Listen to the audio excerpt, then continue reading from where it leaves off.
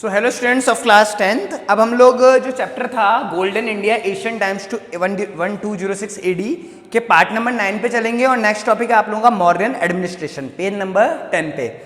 Mauryan administration का मतलब देखिए ये है कि जो मौर्यन समय पे जो हमने पढ़े, मौर्य राजा के बारे में सबके बारे में पढ़ लिया हमने, चंद्रगुप्त मौर्य, बिंदुसार, अशोक, फिर बृहदत्त जो आखिरी राजा रहा जिसको पुष्यमित्र शुंग उसके मिनिस्टर ने मार दिया और शुंग डायनेस्टी की स्थापना करी मगध में।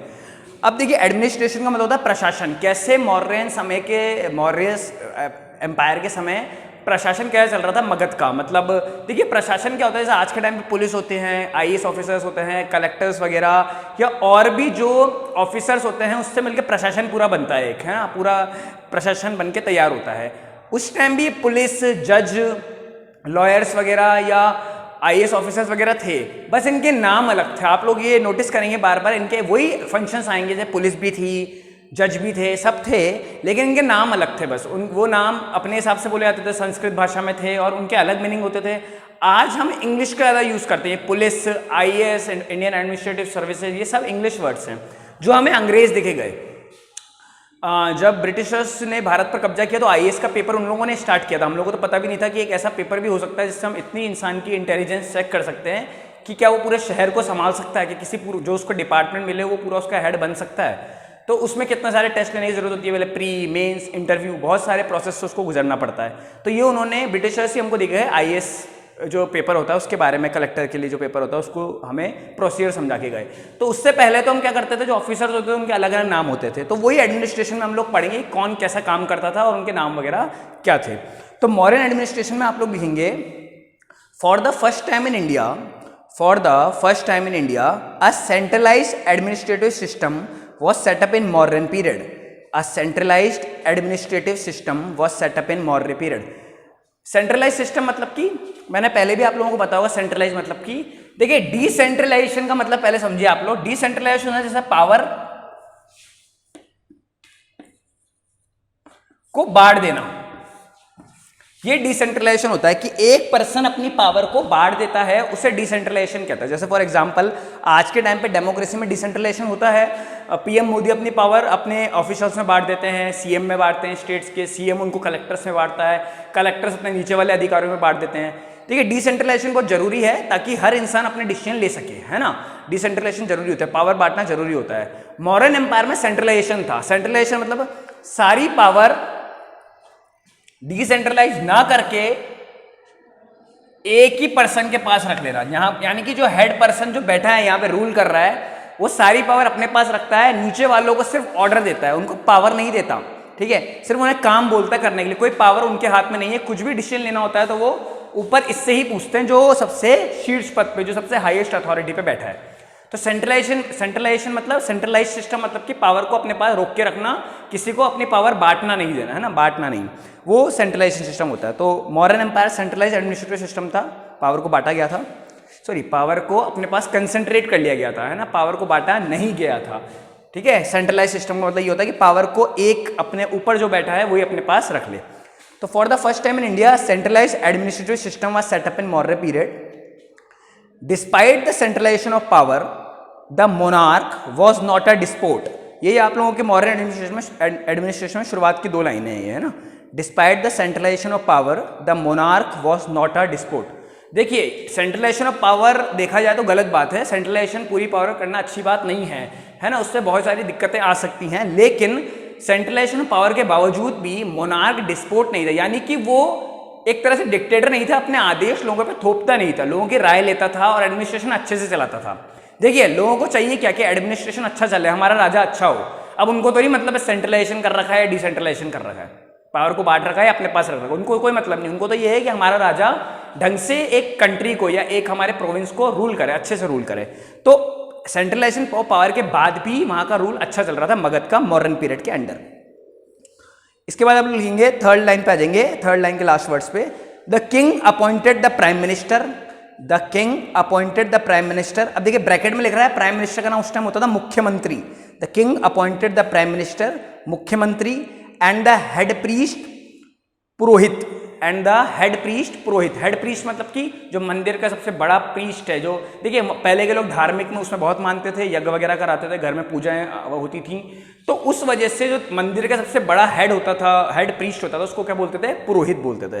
एंड द हेड प्रीस्ट पुरोहित ओनली आफ्टर उपधा परीक्षण, ओनली आफ्टर उपधा परीक्षण और a thorough of their characters, only after उपधा परीक्षण और a thorough of their characters. देखिए अब ऐसा नहीं है कि डिक्टेटरशिप है तो किसी को भी मुख्यमंत्री बना देता था या किसी को भी मंदिर का हेड बनाया जाता था, ऐसा नहीं है। जब इन्हें चुना जाता था तो बहुत उपधा परीक्षण किया जाता है। परीक्षण मतलब जो होता है टेस्ट, ये वही संस्कृत वर्ड है जो उस टाइम यूज होते थे, है ना, याद रखने आप लोगों को। उपधा परीक्षण कराए जाते थे जिसको बोलते हैं थॉरो कैरेक्टर, थोरो टेस्ट होना चाहिए ना, थोरो टेस्ट ऑफ द कैरेक्टर, मतलब कि उनके कैरेक्टर्स को देखा जाता था। अब वो पेपर्स लेते थे या जैसे भी उनका इंटरव्यू लेते थे या उनको देखा जाता था कि क्या ये उस पोस्ट के लायक हैं क्या, है ना, ऐसे ही किसी को भी गद्दी पे बिठा दिया जाता था। तो मॉडर्न एडमिनिस्ट्रेशन की एक बहुत बात अच्छी है कि लोगों को अच्छे से देखकर उनके कैरेक्टर को देखकर ही पद पर बिठाया जाता था, चाहे वो मुख्यमंत्री हो या पुरोहित हो, हेड प्रीस्ट हो, ठीक है। फिर आप लोग नेक्स्ट हेडिंग डालेंगे central administration. Central administration, the Arthashastra mentions, इसमें लिखेंगे the Arthashastra mention 18 departments which are known as tirthas, 18 departments which are known as tirthas which were headed by Mahamatras, which were headed by Mahamatras. The most important तीर्थास were मंत्री, पुरोहित, सेनापति and Yuvraj. The most important तीर्थास were मंत्री, पुरोहित, सेनापति and युवराज। देखिए अर्थशास्त्र एक book है ना, जो चाणक्य ने लिखी थी। अर्थशास्त्र बहुत फेमस बुक मानी जाती है एंशिएंट इंडिया की, अर्थशास्त्र। उसमें 18 डिपार्टमेंट्स का जिक्र किया गया है कि मौर्यन डायनेस्टी के अंदर 18 डिपार्टमेंट बना दिए गए थे। आज भी होता है डिपार्टमेंट तो, लेकिन फिर वही मैंने कहा था नाम में डिफरेंस आएगा। डिपार्टमेंट को क्या नाम दे रखा था उन्होंने? तीर्थास, है ना, तीर्थास नाम दिया गया था, जिसमें मेन थे, अच्छा एक एक डिपार्टमेंट को हेड कौन करता था? महामात्रास। 18 डिपार्टमेंट बनाया, इसका नाम है तीर्थास। हर डिपार्टमेंट को हेड करने वाले को क्या बोलते थे? महामात्रास। और फिर कुछ डिपार्टमेंट के नाम भी रखे थे, मंत्री, पुरोहित, युवराज, है ना, और सेनापति। ये कुछ डिपार्टमेंट के नाम थे, ठीक है। फिर आप लोग अगले डालेंगे समहर्ता। बुक में ग्रीन उसमें बोल्ड हो रहा है, समहर्ता, SAMAHARTA। His task was revenue collection, his task was revenue collection, keep the details of income and expenditure and prepare annual budget. His task was revenue collection, keep the details of income and expenditure and prepare annual budget. समहर्ता का काम ये था कि सबसे पूरे राज्य में tax वसूलेगा, ये है ना, रेवेन्यू कलेक्ट करेगा उनसे, खेती का हो या किसी भी, जैसे आज टैक्स इनकम टैक्स ऑफिसर होता है वही समहर्ता है, ऐसे आप लोग मानिए, है ना। वो टैक्स वसूलेगा, सरकार को कितनी इनकम हुई, कितना खर्चा हुआ, इसका हिसाब रखेगा और एनुअल बजट बनाएगा। हर साल के अंत में सरकार को बताएगा कि ये हमारे खर्चे हुए, ये हमारी इनकम हुई, एक तरह से हिसाब देगा जो मॉडर्न किंग है, जो सरकार उस टाइम चल रही है उसको, एडमिनिस्ट्रेशन को, ठीक है। तो उसका नाम क्या था? समहर्ता। फिर आप लोग लेंगे सनिधता। सनिधता, SANNIDHATA, और इसमें ब्रैकेट में लिख रहा है हेड ऑफ द ट्रेजरी, वो भी आपको लिखना है, हेड ऑफ द ट्रेजरी। ठीक है, ट्रेजरी क्या होता है कि कहां से पैसा आएगा, कहां से पैसा जाएगा, है ना, मतलब कि जो रिजर्व होता है ना गवर्नमेंट का, उसको ट्रेजरी बोलते हैं। आज भी गवर्नमेंट की ट्रेजरी होती है जहां से सरकारी कर्मचारियों को तनख्वाह दी जाती है और जहां पे सारा पैसा सरकार की इनकम का इकट्ठा होता है, उसको ट्रेजरी बोलते हैं। ट्रेजरी को हिंदी में बोला जाता है खजाना, खजाना, है ना। खजाना क्यों बोला जाता है? क्योंकि गवर्नमेंट का पैसा वहीं पे इकट्ठा हो रहा है सारा, और बहुत बड़ी मात्रा में हो रहा है, इसलिए खजाना भी बोल देते हैं उसको, है ना। तो हेड ऑफ द ट्रेजरी में आप लोग लिखेंगे to make treasury and granaries in different places of the empire, to make treasury and granaries in different places of the empire। एक और काम था सनिधाता का, ग्रेनरीज होता है अन्न के गोदाम, जो आज भी अन्न के गोदाम होते हैं, ग्रेनरीज होते हैं। सरकार गेहूं चावल किसानों से लेती है, उससे बचा के रखती है ताकि कोई ऐसी पीड़ा आ जाए, जो कोरोना आया या बाढ़ वगैरह आ जाए, तो लोगों को अनाज खिलाया जा सके, उन्हें भूखा ना मरने दिया जाए, है ना। तो उसके लिए सरकार आज भी ग्रेनरीज बनाती है और उस टाइम भी बनाती थी। तो ग्रेनरीज का ध्यान रखना और ट्रेजरी का ध्यान रखना सनिधता का हेड ऑफ द ट्रेजरी का होता था। The Arthashastra mention 26 heads of department such as, the Arthashastra mention 26 heads of department such as, 26 departments का नाम बताया इसने अर्थशास्त्र में। अर्थशास्त्र वही जो बुक चाणक्य ने लिखी थी। क्या क्या है नाम? कुछ लिखने आपको, इसमें बहुत सारे नाम दे रखे, सारे नहीं लिखने अपन को।